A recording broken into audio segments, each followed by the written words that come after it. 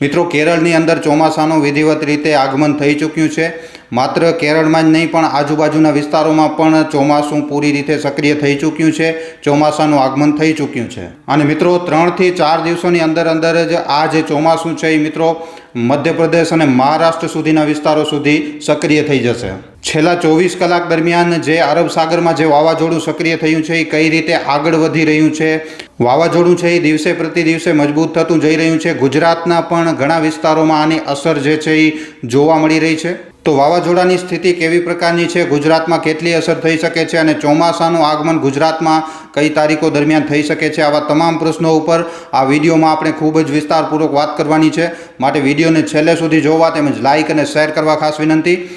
તો હાલમાં જે લો પ્રેશર સિસ્ટમ જે અરબ સાગરમાં સક્રિય છે મિત્રો, એના લીધે ગુજરાતના ઘણા વિસ્તારોમાં કડાકા ભડાકા સાથે વરસાદ જોવા મળી રહ્યો છે। હમણાં આપણે જોઈએ તો મિત્રો એક રીતે મિની વાવાઝોડા સાથે અમરેલીની અંદર સૌરાષ્ટ્રમાં ઘણા વિસ્તારોમાં વરસાદ નોંધાઈ રહી છે અને ભારે વરસાદ થઈ રહ્યા છે। દક્ષિણ સૌરાષ્ટ્રમાં ભારે વરસાદના કારણે ઘણા બધા હાઈવે જે છે એ બ્લોક પણ થયા છે મિત્રો। તો જોવા જોઈએ તો વાવાઝોડાનું ગુજરાતના ઘણા વિસ્તારો ઉપર હજી પણ ખતરો છે મિની વાવાઝોડાનો।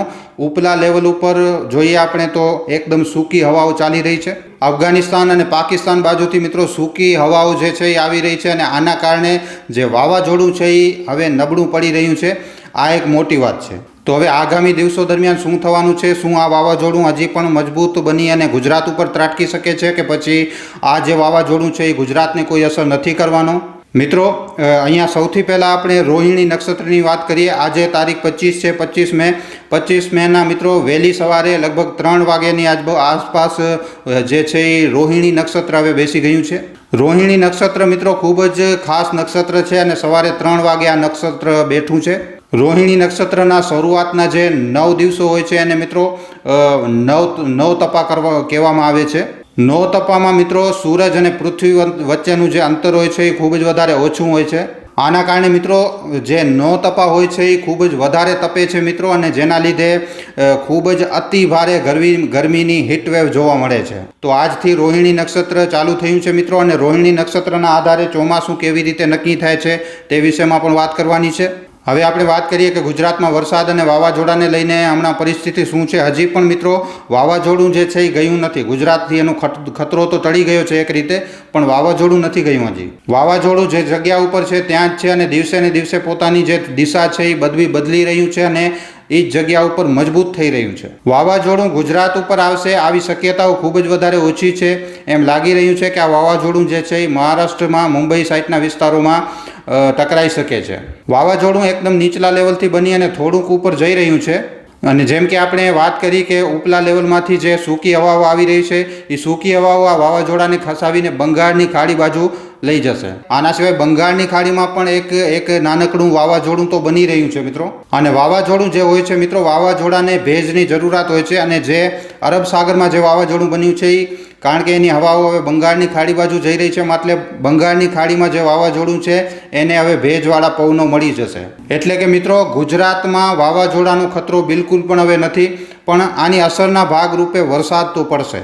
જે વાવાઝોડું અરબ સાગરમાં સક્રિય છે એ મિત્રો 30 અથવા 1 તારીખે પૂરી રીતે વેંખાઈ જશે આવી પૂરેપૂરી શક્યતાઓ રહેલી છે। હવે આપણે વાત કરીએ કે આગામી 10-15 દિવસો દરમિયાન ગુજરાતમાં વરસાદને લઈને શું આગાહી છે મિત્રો? તો આજની તારીખમાં સૌરાષ્ટ્રના વિસ્તારો ઉપર વહેલી સવારે ઘાટા વાદળો જોવા મળ્યા। ખૂબ જ વધારે બફારો પણ થઈ રહ્યો છે। જ્યારે આપણે આ વિડીયો બનાવી રહ્યા છીએ તો ખૂબ જ વધારે ગરમી થઈ રહી છે, પણ ગઈકાલની જેમ જ મિત્રો કોઈ મોટા વરસાદની શક્યતા જે છે એ આગામી 2-4 દિવસો દરમિયાન ગુજરાતમાં નથી કોઈ પણ વિસ્તારોમાં।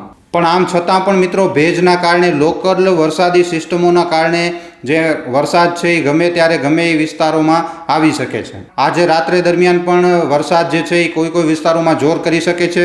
કડાકા ભડાકા સાથે વીજળી પણ ખૂબ જ મોટા પાયે થઈ શકે છે। અહીંયા મિત્રો સ્થિતિ એવી છે કે ઉપલા લેવલ ઉપરથી સૂકી હવાઓ, નીચલા લેવલમાંથી ભેજવાળી હવાઓ ચાલી રહી છે। તો આ જે છે એ દક્ષિણ સૌરાષ્ટ્રના વિસ્તારોને ખૂબ જ વધારે અસર કરી શકે છે અને એક રીતે કહીએ તો ભારે પવન સાથે વરસાદની શક્યતાઓ રહેલી છે। તો આવી રીતે મિત્રો સૌરાષ્ટ્ર અને દક્ષિણ ગુજરાતના વિસ્તારોમાં 27-28 તારીખની આજુબાજુ એક આપણે કહીએ કે એક મિની વાવાઝોડા સાથે ઘણા વિસ્તારોમાં વરસાદની શક્યતા રહેશે કડાકા ભડાકા સાથે।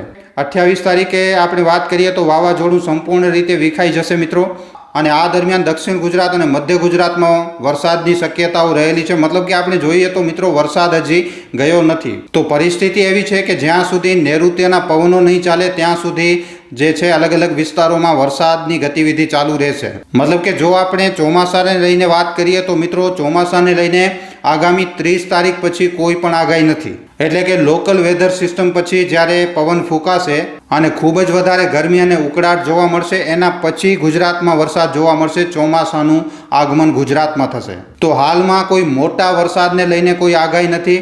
આનાથી પહેલાં જે વાવાઝોડાનો જે ખતરો હતો ગુજરાત ઉપર, આ ખતરો હવે ટળી ચૂક્યો છે. ગુજરાતને થનારું મોટું નુકસાન એકદમ ટળી ગયું છે. ખેડૂતોના પાકને જે નુકસાન વાવાઝોડા દરમિયાન થઈ શકતું હતું આ ખતરો હવે પૂરી રીતે ટળી ચૂક્યો છે.